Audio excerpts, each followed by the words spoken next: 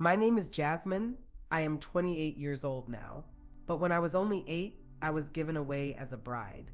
I know that may sound unbelievable to many of you, almost like a tale from some faraway nightmare. Yet for me, it was not fantasy, not exaggeration, it was reality. In my village, this practice was normal. It was even celebrated. People called it honor, dignity, tradition. But for me, it felt like the abrupt ending of my childhood before I had even understood what childhood was. I was born and raised in a small desert village tucked into the dry northern lands. Life there was simple but harsh. No running water, no paved roads, no schools for girls beyond the age of 7. Dreams for girls like me did not exist unless you considered marriage itself a dream. I was the third daughter among 6 children. My father was respected, even feared. He was stern, disciplined, and deeply devoted to religious law. When he spoke, people listened. When he gave orders, no one dared resist. My mother was the opposite, soft-spoken, obedient, always lowering her gaze. I remember her hands more than her face, cracked from endless work, calloused, always trembling as if they carried invisible burdens. Our daily rhythm revolved around the mosque. The call to prayer echoed 5 times a day, marking the passing hours like the steady toll of a bell. Each call divided our lives into small, rigid pieces, measured, disciplined, unbending. We memorized the Quran by dim candlelight, sitting cross-legged on dirt floors, rocking back and forth, whispering verses in Arabic we could not truly understand. Our bodies swayed like shadows, our voices thin and uncertain, repeating words whose meaning was hidden from us. We were told obedience was the greatest form of love, obedience to fathers, to husbands, to the Imam, to Allah Himself. No one taught us tenderness. No one explained kindness. Love, as far as I knew, was silence. It was endurance. It was survival. The morning my father told me I was to be married, I was helping my mother boil goat bones in a blackened pot for soup. The smell of smoke and marrow clung to my hands. He entered with his usual solemnity, his voice calm but sharp enough to cut through the steam. "Jasmine," he said, "you are ready. Yonatan Abraham has chosen you." The wooden spoon slipped from my fingers, not because I fully understood what it meant to be married, but because of the way my mother froze. She did not lift her eyes. She did not move. She simply stared deeper into the boiling water, as though it might swallow her whole and take her far away. Yonatan Ibrahim was 42 years old, a man with authority, a man already with 2 wives. He led Friday prayers at the mosque and taught the Quran to the boys of the village. People spoke of him with reverence.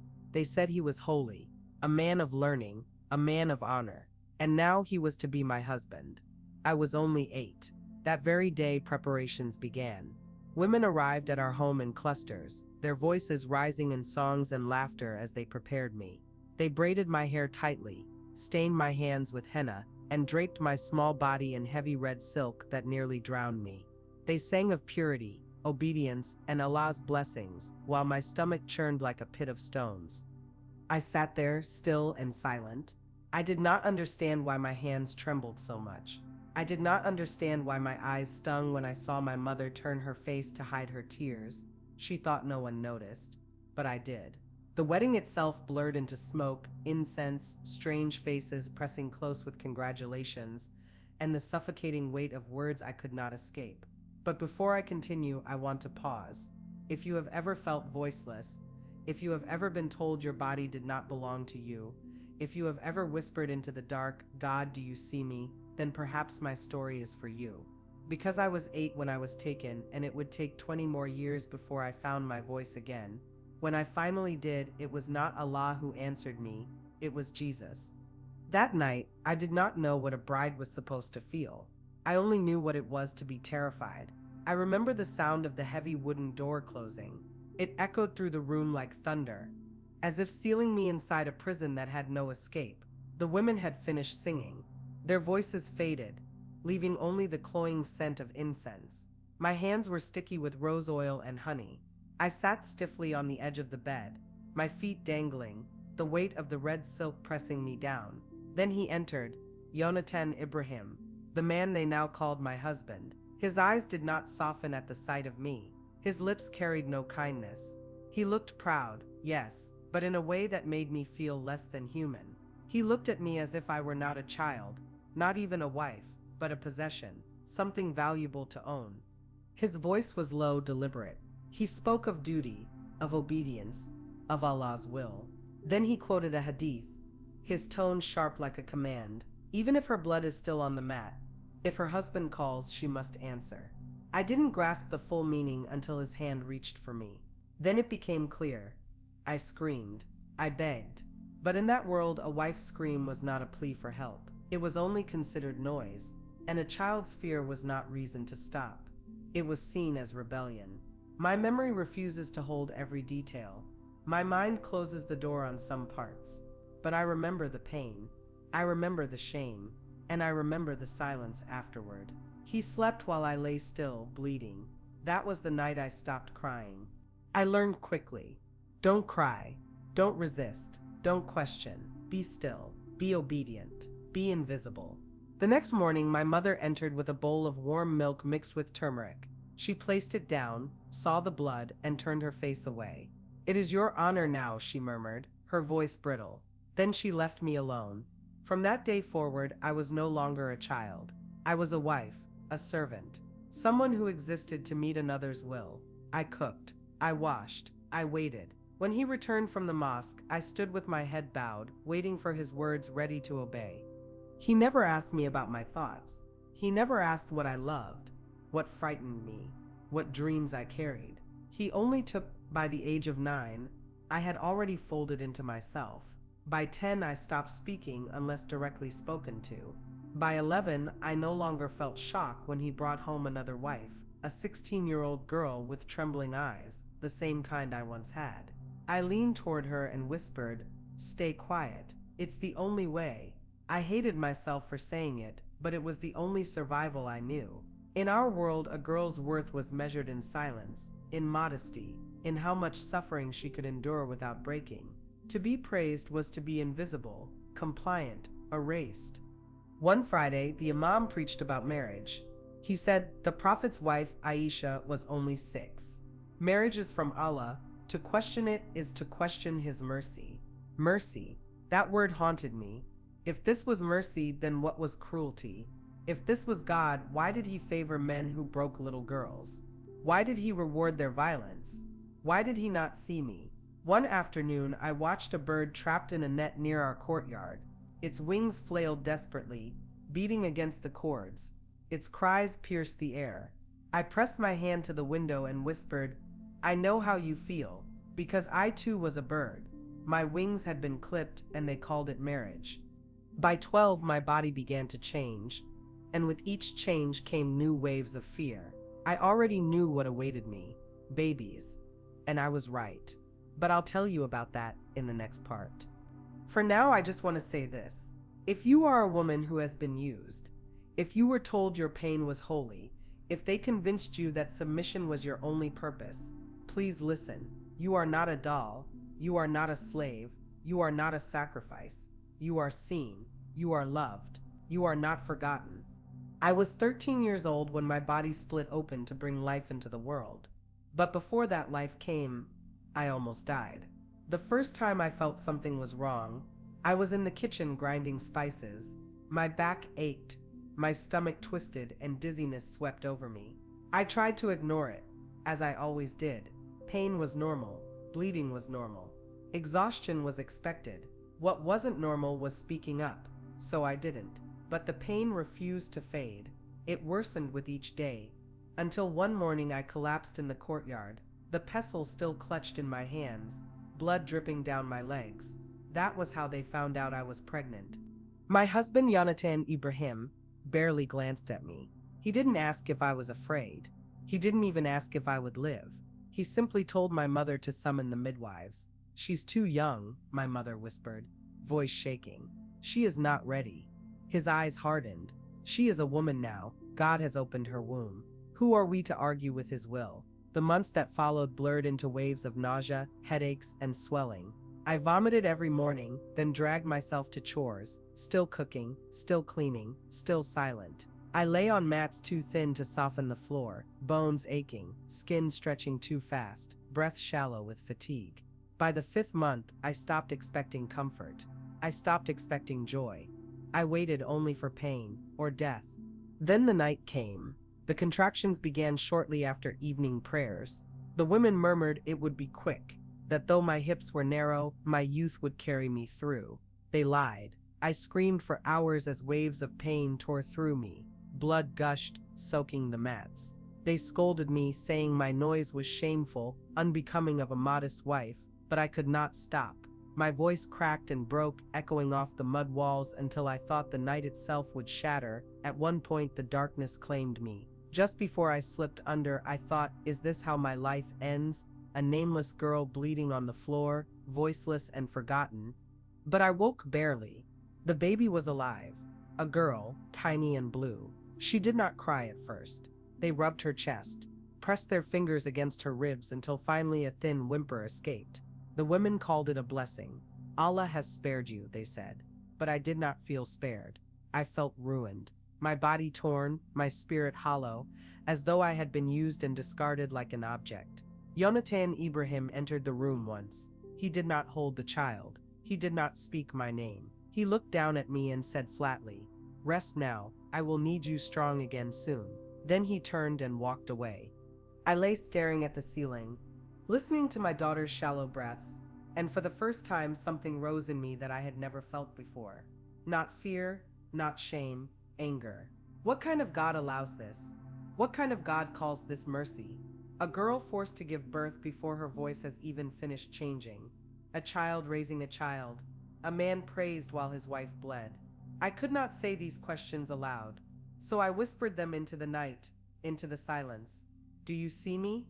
I asked the heavens. If you are real, do you see me at all? The silence stretched, unbroken.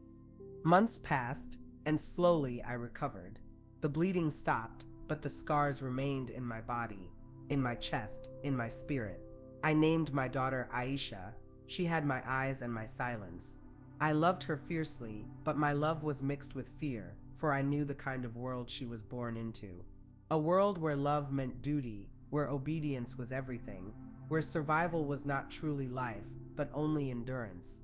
By the time I turned 14, my husband brought home another bride. She was 12. Her name was Nadia. She did not cry at her wedding. Neither did I. The morning after, we sat together drinking weak tea. Her small hands trembled as she held the cup. She leaned toward me and whispered, "Will it hurt?" I pressed her hand gently and held it. Words stuck in my throat. My silence became the answer. I wanted to tell her the truth, that she would lose herself, that her dreams would fade, that each glance in the mirror would bring a stranger's reflection, that even her prayers might begin to sound like they belonged to someone else. But I said none of it. She would learn on her own as I had. So I continued, breathing but not alive, a doll with a pulse, a mother who was still a child, a believer who was starting to doubt what she had been told to believe. Yet something began to stir in the silence. Between the night feedings and endless chores, between resignation and despair, a hunger awoke inside me. Not hunger for food, not even for freedom, but for truth, for meaning, for a reason to exist beyond being used and discarded. I did not know it then, but that hunger was the first whisper of God's true voice. Not the God I had grown up fearing, but someone else, someone different, someone I had not yet met. I did not find him in the mosque. I did not find him in the Quran. I found him in the dark, in a room with cracked walls and a heart too broken to keep silent. It began with a phone. A small, battered Nokia, its screen scratched and its edges chipped. It was not mine. It belonged to my husband. One night, after Maghrib prayers, he left it on the table. I wasn't supposed to touch it, but I did. That night, my hands shook as I opened the browser. I wasn't searching for anything in particular, just something beyond the world that had caged me for so long. Something that didn't use hadith to justify my scars. Something that didn't demand gratitude for my pain. I stumbled upon a website, not in Arabic, not a fatwa. It was a video. A woman's voice, gentle yet strong, pained yet alive. She said, "I was born Muslim. I wore the hijab. I followed the rules. I prayed 5 times a day. I did everything right." I leaned closer, but still she continued. I felt hollow. I felt used. I felt forgotten. Then her voice softened, and then Jesus met me in a dream. I froze. My heart raced. That name, Jesus, was forbidden in our home. We were taught it was a curse, a blasphemy, a corruption spread by outsiders. Yet there was something undeniable in her tone, something real, something free. I watched that video until the end, then another, and another. Testimonies poured into my ears. Women like me, men too, from Egypt, from Somalia, from Yemen, people who had cried out in despair, people who had been visited by someone clothed in white, and each of them spoke of the same whisper, "You are mine." I didn't understand what was happening to me, but I could not stop. At night when the children slept and my husband was gone, I returned to that secret glow of the screen. The world outside my walls had begun to reach inside. One night, trembling, I typed the question, "Why do Muslims leave Islam?" The answers struck me like lightning. Passages I had never been told, hadiths that contradicted one another, contradictions I had never dared to examine. Verses I had memorized as a child now unraveled in my mind, like threads pulled loose. I began to realize I had never chosen Islam. I had inherited it. I had followed it, obeyed it, feared it, but I had never truly believed it. Not in my heart. I believed in God, yes, but not in the one who looked away when I screamed. Not in the one who blessed men who broke children. Not in the one who called my womb a vessel and my voice a threat. I believed in someone, but I didn't know his name yet. That night, trembling, I whispered for the first time, "Jesus, if you're real, come to me." I expected silence, the kind of silence I had always known, but instead I felt something. Not a sound, not a vision, a presence, a stillness that wasn't empty but full, like someone had entered the room and was waiting for me to notice. It was around 3 in the morning, the kind of stillness that feels sacred.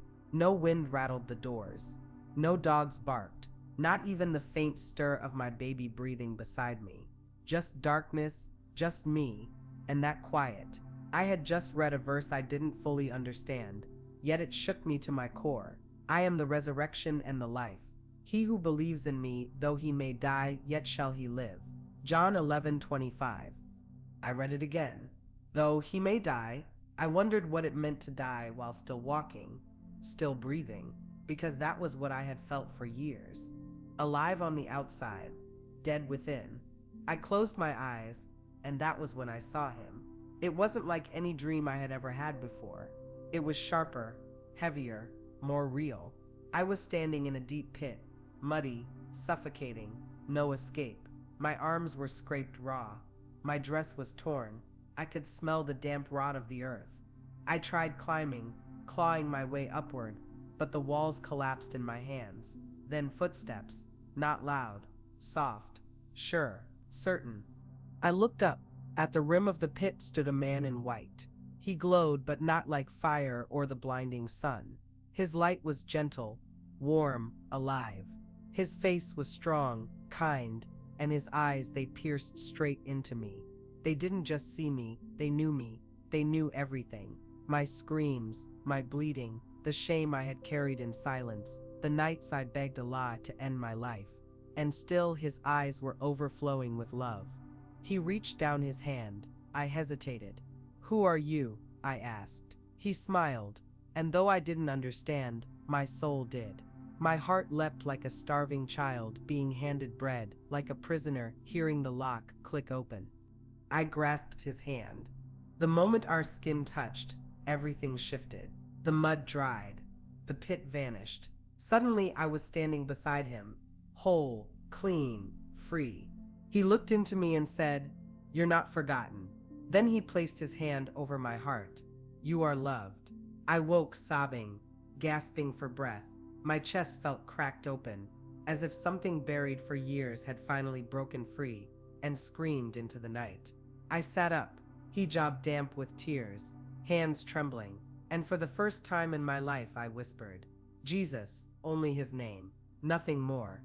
And peace came, not safety, not answers, not perfection, just peace. Like a warm blanket after years in the cold.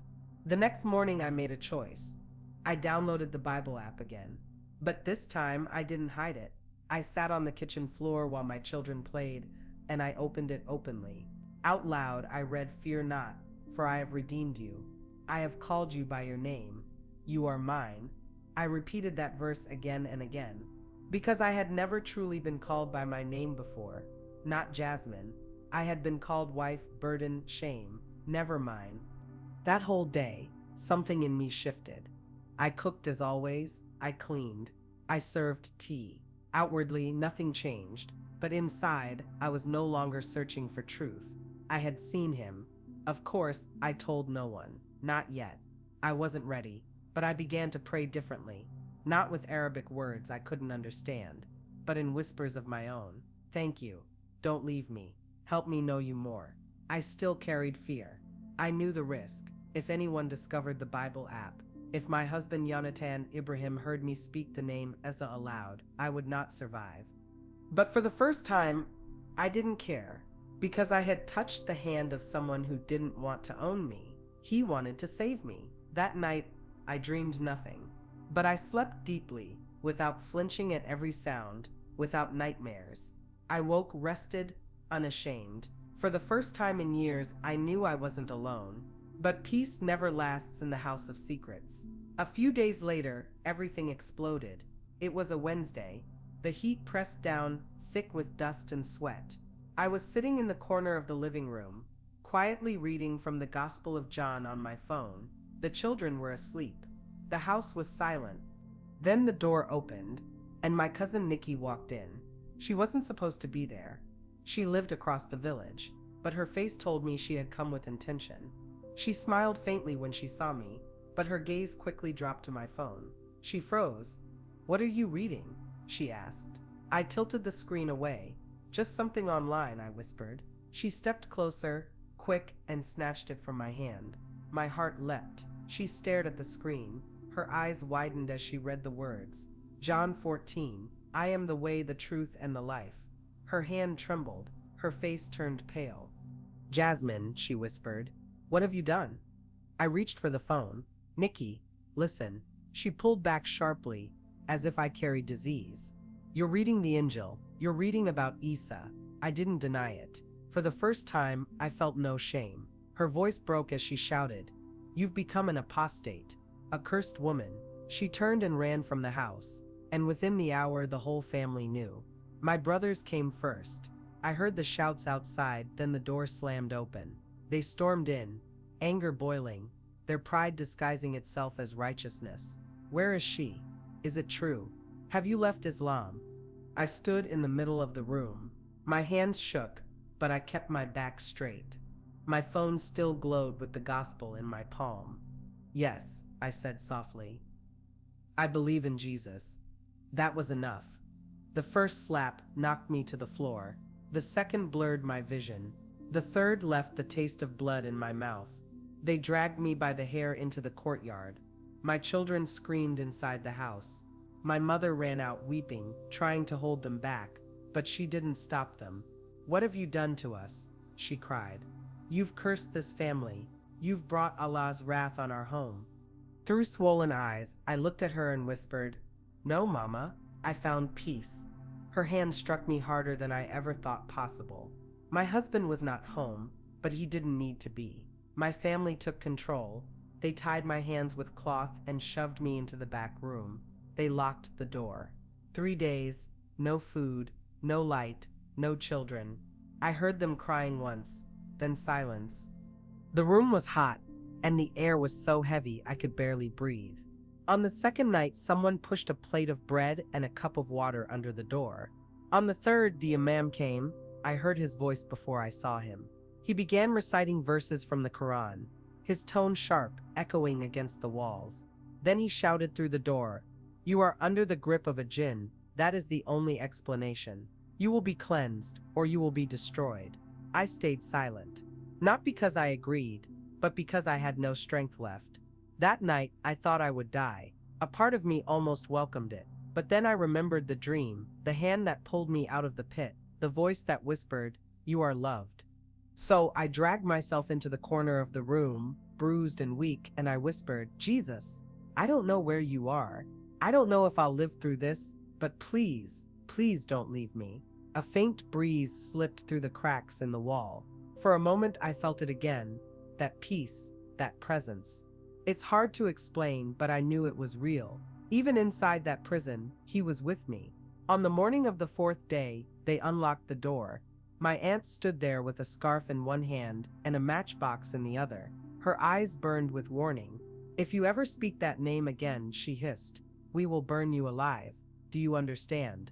I nodded, not because I agreed, but because I wanted to live one more day. Inside, my decision was already made. I would never deny him. That night, with the help of someone I cannot name even now for their safety, I ran. I slipped through the window, my feet bare, my face swollen with bruises, my ribs aching. But my soul clung to something larger than fear. I didn't know where I was going. I had no money. I hadn't even been able to take my children. They were still locked away in the other room. But I ran because I knew if I stayed, I would not survive. As I ran, my voice kept breaking into the night. "Jesus, help me. Jesus, I choose you." I didn't know what lay ahead. Bloody, beaten, terrified, but unshaken. I had seen the truth and I refused to let it go. I don't remember how far I made it that night.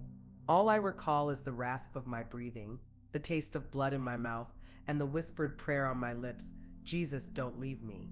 By the time I stumbled into an alley behind the tailor's shop, I was half conscious. I collapsed behind a pile of crates, curling into myself until the world went black. I was sure I would die there, but God had other plans. When I opened my eyes, dawn was breaking. The sky was painted in pink and gold, so beautiful it hurt. And standing over me was Miriam. I had seen her once before at the market months earlier, when I sold her bread. She had been quiet, kind. I never knew she was a Christian, but that morning she became my lifeline. She didn't interrogate me. She didn't demand answers. She just slipped her arm under mine, lifted me gently, and walked me to her home, a modest house at the edge of the city. Once inside, she washed my wounds in silence. I winced as she pressed a cloth to the corner of my mouth. Finally, she asked softly, "Who did this to you?" I shook my head. My throat was raw, my voice broken, but she looked into my eyes and said quietly, "You've seen him, haven't you?" I froze. "Jesus," she said, and I broke. I wept like a child, all the strength I had fought so hard to keep collapsing in her lap. Miriam let me stay with her for 3 days. She gave me bread, soup, and a place to rest. More than anything, she gave me peace. She didn't lecture or condemn. She simply read softly from her worn paper Bible. "He heals the brokenhearted and binds up their wounds." Psalm 147:3. That verse lingered in me because my heart was shattered and yet I was still breathing. On the fourth night, Miriam asked gently, "Do you believe he is the Son of God?" I stared down at my hands. They trembled. Then I nodded. "Yes," I whispered. "I do." "Do you want to give him your life?" she asked. "I already have," I said, voice breaking. She smiled. "Then let's pray." I knelt with her on the rough floor, my knees still scraped, my soul still raw, and I said words I never knew I needed to say. "Jesus, I believe you are the Son of God. I believe you died for me. I believe you love me. I give you everything. My life, my breath, my future. Even if I lose my name, even if I lose my life, I will follow you." When I finished, something shifted inside me, not loud, but deep. The chains around my soul fell silently to the ground. A few days later, Miriam took me to a gathering. It wasn't a church with tall walls and stained glass. It was just a room. 4 plain walls, 10 people, a baby asleep on a mat, a woman humming softly, and a man opening a torn Bible. But the Spirit of God was there. Thick, real. They welcomed me as if I had always been theirs. No one stared at my scars. No one judged my silence. They simply prayed over me, embraced me, and called me sister. At the end of the gathering, Miriam stood beside me and asked, "Are you ready to be baptized?" My throat tightened. "Yes," I said. We went to the back, where a tub of water had been prepared. The group gathered around, singing softly. My feet shook as I stepped into the water, tears streaming. The man leading the group spoke, "Jasmine, based on your confession of faith, we baptize you in the name of the Father, the Son, and the Holy Spirit." And they lowered me under. In that moment, I died. not in flesh, but in spirit. The old Jasmine, the child bride, the voiceless servant, the shamed woman, was buried beneath the water. When I rose again, I was new. I wept loud, unashamed, holy tears. For the first time, I wasn't covered in the blood from childbirth. I wasn't stained with the blood from my husband's hands or my brother's fists. I was covered in the blood of Jesus, and it washed me clean. That night, I couldn't sleep, not from fear, but from joy. Joy so intense it almost hurt. I lay awake whispering to the ceiling, I am yours forever. But faith didn't erase the danger. It heightened it. Because in the eyes of my family, I was no longer just disobedient. I was gone. They declared me dead. Weeks later, I heard whispers in the market from a cousin who dared to tell me. My family had held a funeral for me. No coffin, no body, just my name spoken like a curse. They buried you in prayer, my cousin said. Your name no longer exists in that house. I didn't cry that day, not anymore. They had already taken my name long ago. They had called me wife, burden, shame. But God called me something different. The day I found out, I was sitting in Mariam's house, helping her prepare food for our small church gathering. I had been reading from the Gospel of Matthew, still trying to memorize verses, still amazed that I was allowed to speak with the Lord directly, when she handed me a folded piece of paper. It's from someone who heard the news, she said quietly. I opened it slowly. My name was crossed out, thick red ink covering it. Beneath it, one sentence: she is no longer one of us. She is dead. I stared at the note resting in my lap, not angry, not even shocked, just numb. Then Mariam leaned close and whispered, they may have declared you dead. She opened her Bible, flipped gently to Romans 8, and pointed. But the Spirit himself testifies with our spirit that we are God's children. She looked at me with kind eyes. You are his daughter now. That name can never be taken away. That night, I prayed like I never had before. Not in fear, not in desperation, but in joy. Joy of relationship. Father, I said for the very first time, thank you for calling me yours. The next day, I asked Mariam if I could take a new name. Not a legal one, but a spiritual one. She smiled and asked softly, what name do you want? I said, Dorothy. It means gift of God's joy. She hugged me tightly, tears filling her eyes. And from then on, that was who I became. Jasmine was gone, not erased, not forgotten, but buried. And in her place stood Dorothy, daughter of the Most High. Life didn't suddenly become easy after that, but it became full of love, of light, of belonging. At our secret gatherings, I met women like me. Some were divorced, some abused, some ex-Muslims, some simply broken, and all of us redeemed.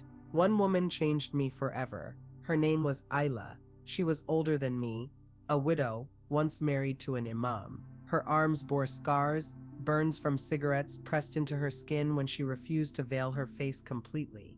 One night, Ayla sat with me. The room was dim. The tea was warm. She looked me straight in the eyes and said, you're not just saved, you're restored. I asked her softly, what do you mean? She answered, God doesn't only rescue the drowning. He teaches them to walk on the water they thought would kill them. I never forgot those words. For the first time, I realized I wasn't just surviving anymore, I was learning to live. I began reading more, memorizing verses, praying aloud, even teaching other women in secret how to use the Bible app without being caught. Every night before I slept, I whispered to God, I'm yours. And every night I felt him whisper back, and you are mine. Sometimes I thought of my children. The longing never left. It ached deep inside me, but I carried peace, because I believed that if God could reach into the grave and rescue me, then he could rescue them too. I waited. I trusted. I believed, because I wasn't alone anymore. They had declared me dead. But Jesus, he called me daughter. Healing didn't come all at once. It came in fragments, like light pushing through the cracks of a wall, one morning at a time, one verse at a time, one prayer, sometimes through tears, at a time. I still carry scars on my body. Deeper still are the ones etched in my heart. Some nights, I woke drenched in sweat, clutching the blanket, gasping for breath. Flashbacks hit me like storms. My husband Yonatan Ibrahim's voice, my mother's trembling hands, my daughter's first cry, sometimes even free. I felt locked in that room again. One night, curled up on the floor and shaking, Mariam found me. She didn't try to fix me. She just sat beside me, opened her Bible, and read in a gentle voice, "Even though I walk through the valley of the shadow of death, I will fear no evil, for you are with me." Psalm 23:4. I wept because I had walked through that valley. In many ways, I was still walking through it, but now I no longer walked alone. There were days I questioned my worth. How could God love someone like me? Someone who doubted, someone who ran, someone who bled, failed, and feared. But then I read his words. "See, I have engraved you on the palms of my hands." Isaiah 49:16. Jesus bore scars too. Mine didn't frighten him. He welcomed them because he knew the price he paid to free me. He never looked away. I began writing my story. At first it was scribbles in a notebook. Later I recorded a short voice memo on an old phone. Just a few trembling words. I'm free. I belong to Jesus now. I listened to it again and cried because for the first time I heard my own voice, my true voice. Not the voice of a wife, not the voice of a prisoner, not the voice of a burden, but the voice of a daughter of God, whole, loved, seen. I joined a small circle of women who met every week in secret. We sang worship songs in whispers. We studied scripture by candlelight. We laughed, shared bread, healed together. And slowly the scars began to change. They didn't disappear, but they became something else, not wounds, but testimonies. Not shame, but evidence of the healer. Yes, I still carry scars, but they no longer define me. They remind me that I have been rescued, restored, reborn. I don't hide them anymore because they tell a story worth telling, a story of a God who walks into the fire and carries his daughters out. If you are still listening, if you've stayed with me this far, thank you. Thank you for hearing my voice, for hearing my story. But know this story isn't only mine. It could be yours too. You may not have been married at 8. You may not have bled through childbirth at 13. You may not have been beaten for whispering the name of Jesus. But maybe you've been silenced. Maybe you've been used. Maybe you felt forgotten, like your voice didn't matter. Maybe shame has followed you like a shadow you couldn't escape. If that's you, then hear me now. There is hope. There is healing. There is freedom. Not in religion, not in rules, not in covering wounds and calling them piety, but in a person, in Jesus. I found him in the darkness, or rather, he found me, in the pit of blood and shame, in the silence of my prison. In the moment I thought I would die, he came, he lifted me, he called me by name. I was not cursed, I was not filthy, I was not forgotten, I was chosen. Today I share my story, not because it's easy, but because someone out there is where I once was, terrified, searching, trapped, and I want you to know you are not alone. Jesus is real. He is not a prophet with a sword. He is a savior with scars. Scars he carried for you. Scars he carried for me. And his arms are still open. If you're still here, if something stirred in you while listening, don't scroll away. Stop for a moment. Ask him. Whisper his name. Jesus, if you're real, come to me. He will. I promise. And if this story touched you, please share it. Comment. Not for me, but for every girl still trapped in silence. For every daughter still bleeding in the dark. For every soul still crying out for a father's love.